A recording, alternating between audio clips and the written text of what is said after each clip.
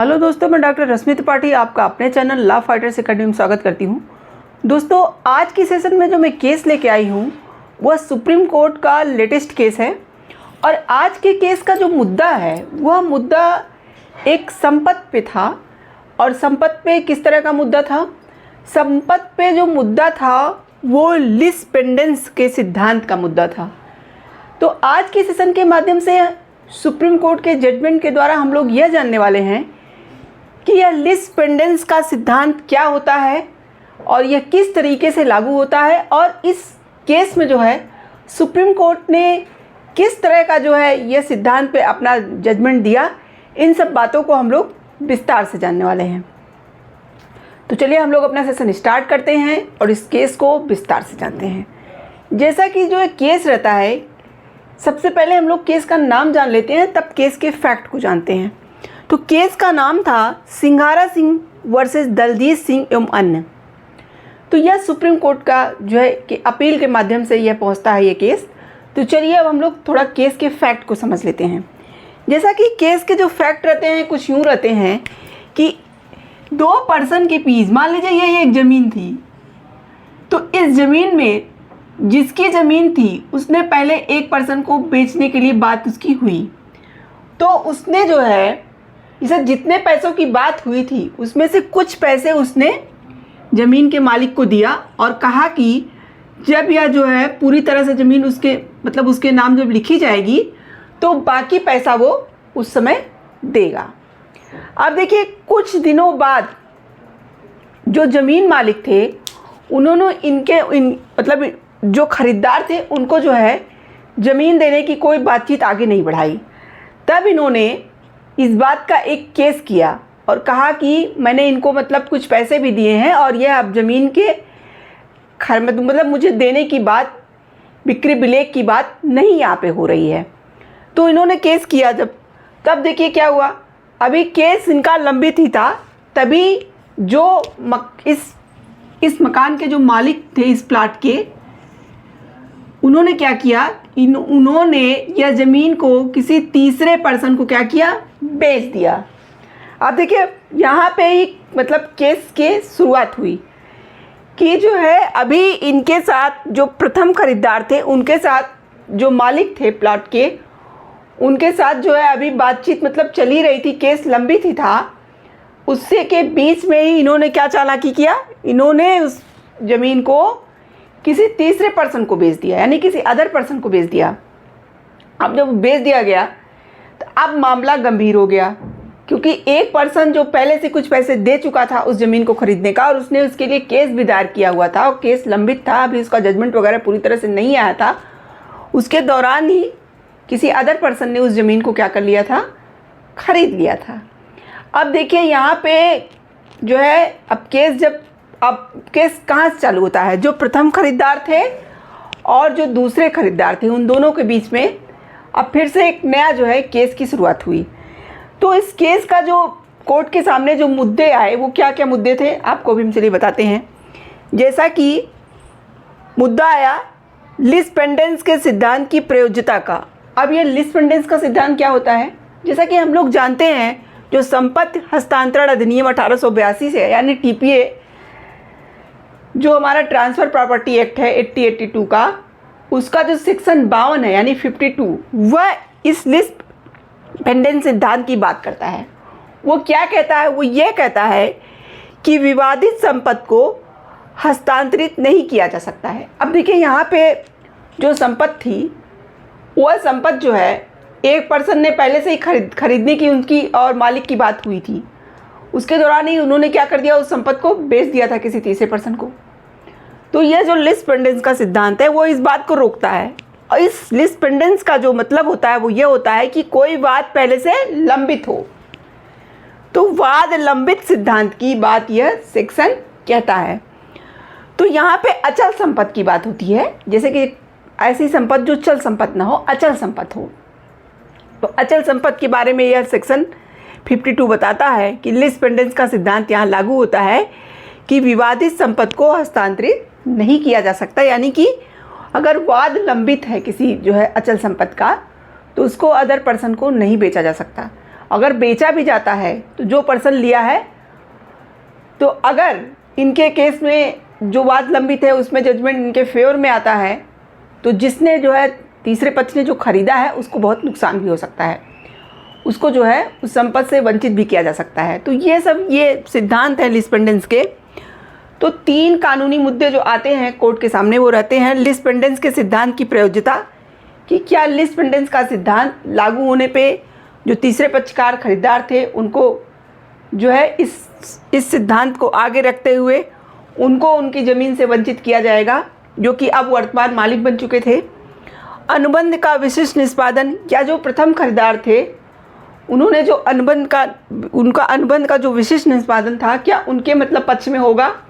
और तीसरा क्या था, धोखाधड़ी और मिलीभगत, क्या इस केस में धोखाधड़ी और मिलीभगत मतलब किया गया था, यानी जो पहले खरीदार थे और जो मकान मालिक थे उनकी मिलीभगत थी, उन्होंने तीसरे पक्ष को बेचा था मिलीभगत करके।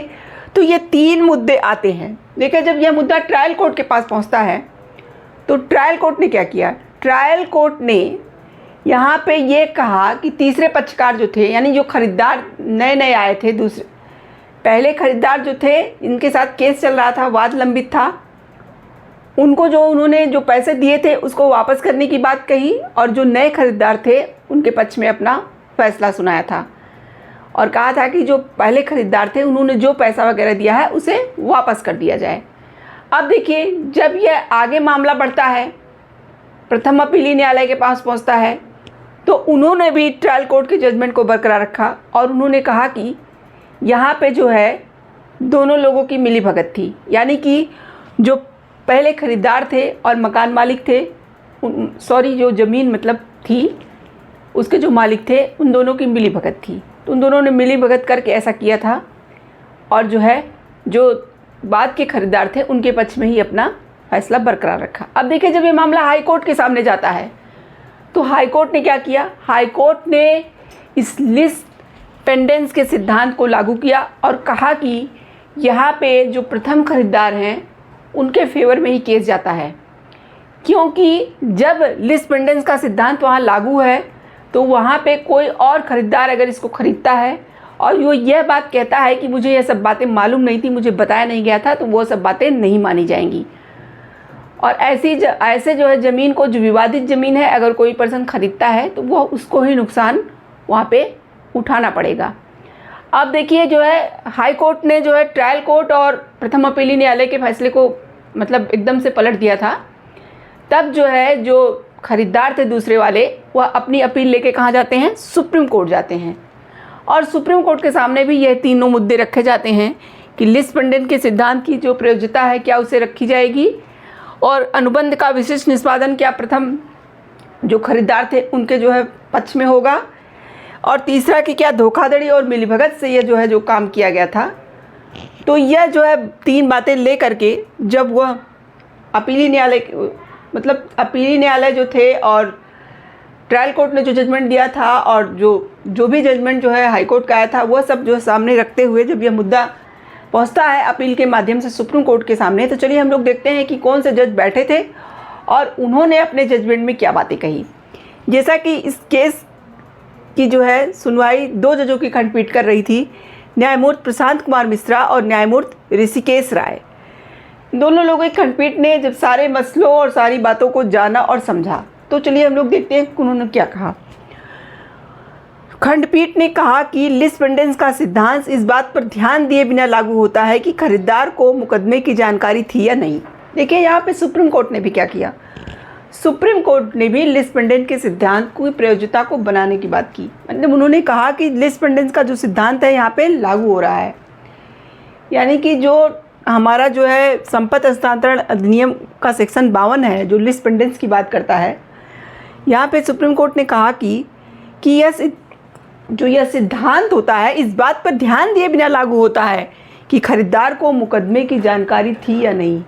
यानी कि जो पर्सन जो अदर पर खरीदार है, यानी कि पहले से ही एक खरीदार और मालिक के बीच में विवाद चल रहा था, केस लंबित था, उसी के दौरान जो अदर पर्सन खरीदार थे उनको भले यह बात नहीं मालूम थी, भले ही उनको कोई नोटिस वगैरह नहीं दी गई थी, तब भी यहाँ पे यह सिद्धांत लागू होगा।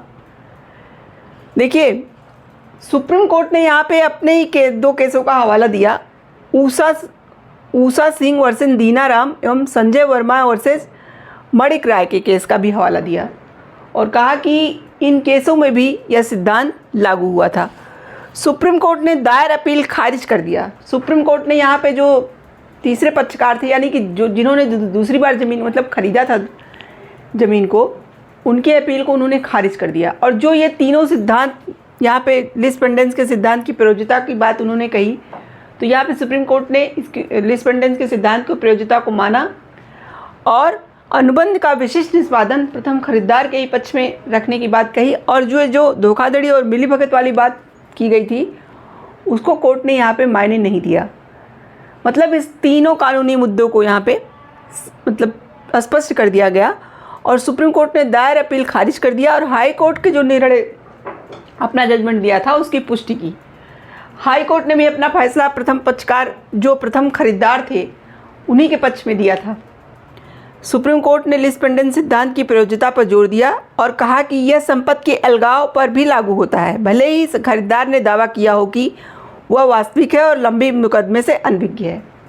यहाँ पे जबकि खरीदार ने यह बात दावा किया था कि भाई मुझे लंबित मुकदमा था, यह सब बातें पता नहीं थी, लेकिन तब भी यहाँ पे सुप्रीम कोर्ट ने कहा कि भाई जो यह सिद्धांत है लिस पेंडेंस का, इसकी प्रयोज्यता पे जोर दिया। भले ये आपको नहीं मालूम था, आप अनभिज्ञ थे, आपको कोई नोटिस नहीं दी गई थी, ये बात माने नहीं रखती। तो ये था आज का सुप्रीम कोर्ट का लिस पेंडेंस सिद्धांत के बारे में अपना पूरा जजमेंट। तो आशा करते हैं कि आज का जजमेंट आपको पसंद आया होगा। आप मेरे चैनल को लाइक कीजिए, सब्सक्राइब कीजिए, शेयर कीजिए, बेल आइकन को दबाइए, जिससे ऐसे ही नए नए जानकारियों केसों से मैं आपको अवगत कराती रहूं। तो थैंक यू वेरी मच।